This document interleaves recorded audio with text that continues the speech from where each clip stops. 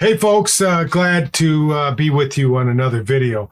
So, doing my snooping around like I always do, I happen to, even with my carnivore diet, I get into certain areas and basically I find out if things are healthy or not. Okay, so in a nutshell.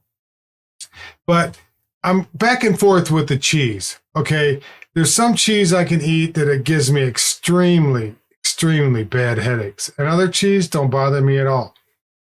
But I ran across something that I never knew or bothered to even look at, and it's kind of odd in a way, but it's just like when you purchase food products, right? And you look at the ingredient label and you find out, hey, it's got GMOs in it. It's, this, that, and the other thing, and you might not want to eat it. Now, the reason why most people get into the carnivore diet is because they want to lose weight, basically. And then during that process of losing weight, they find out, hey, all these things are disappearing. All these diseases are disappearing. And that's the added benefit, right? Plus you feel great, all these list of things. But I think as you walk into it, you find out, hey, that product had this in it. And when I did that over the years, because, I get into that another time. But I heard something about cheese, so I just said, hey, I'm going to do my own research. And what I found is, you can get it. I looked at shredded cheese. I didn't really look at block cheese, and that might be different from manufactured or manufactured. Isn't it funny how you manufacture things? But anyways, processed ingredients, processed food. But I found in the back of certain brands like Kraft or your local generic grocery store, or what other one did I looked at? Dang, anyways, Serenos. So what I found was I looked on PubMed, and let's jump to that real quick.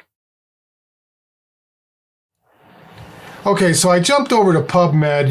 You go PubMed, and it comes to a government website. It gives you every research that they've ever done on. It's kind of like the encyclopedia of research articles. Okay, so what this product has is natamycin. Okay, and natamycin it's an antifungal. What they use it for is to prevent mold in the cheese. Okay, so, but when you look further and you look down further, okay, yeah, it's a natural antifungal, anti-preservation of mold, yeast growth, prevents infected areas against toxic fungal metabolites and toxins that are diffused in food. Okay, but if you read down farther, come on, where's it at? I'm going to look like an idiot if I don't see it again. All right. Keep going. You're going to call me a liar if I don't find this. So I'll have to pause it right here and find it. Okay. So I scrolled through that, and it's a bunch of scientific mumbo jumbo that, if you're into that, reading that, you can go to PubMed and just look at natamycin. But so I just Googled it, right? And you can go to PubMed, which is right here. Okay. I don't know why they don't do that. Hold on a minute. It's always something, you know what I mean? But, all right, so I don't want to go to PubMed. But if you go to Whole Foods is banned. Let's go to the slate and find out why. Whole Foods, Lebanon, Prib, and natamycin. This should really be a concern about the natural cheese preservative. Okay, so Whole Foods, you can't put that in Whole Foods. Now, if I go to Wikipedia, Wikipedia tells me that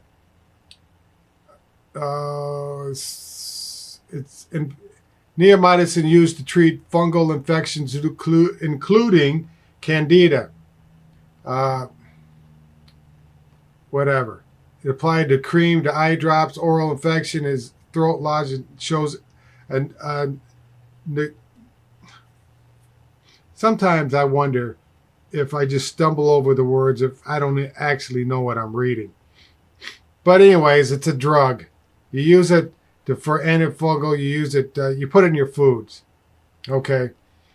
But like I say, Whole Foods has banned it from their products. So let's find out. I'm going to go back to the slate and see what, just reading off the top of the headline, what they had to say. It's unacceptable ingredients for food has barred the product sold by a grocery chain since 2003. It was an investigative report. Let's try this. Let's hit this and find out. Russian, Wendy's, Kremlin, crosshairs. Okay, it looks like to the United States. Okay, anyways. Sometimes you just have to click it on to find out what it's all about. But anyways, you could do the research. I'm just bringing it up. Okay. Okay, so the other ingredients in cheese, shredded cheese mostly, is the ingredient that says on the bottom, it says cellulose.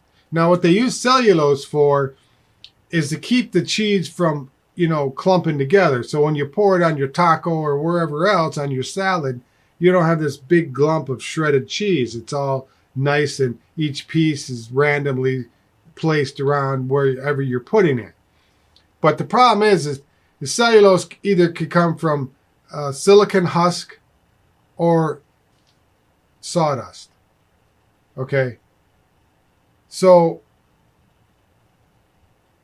it's wood pulp in cheese. So let's see, they put fillers in there hotly. When it comes to the food industry, not always easy, just cheesy, right? Detailing. Okay, Bloomberg came out with it, and they actually told you that it's actually wood. So in your shredded cheese, you're eating wood and you're eating a pharmaceutical product. Okay? So you take your choice whether you cut the cheese out of your carnivore diet or you just keep eating it. Now, I heard somewhere, I can't, because I just showed you the proof, okay, but I can't prove this, that the actual product, that natamycin, is coming from one of the drug companies, and it has vaccine in it, which don't hold me to it. I'm just, I'm just repeating probably things. You know that old saying where if I told something to 20 people, by the time it came back to me, it'd be something like totally didn't agree with. But I hope you guys found value in the video. I appreciate it. You guys have a wonderful day, and I will see you on the next video. Bye now.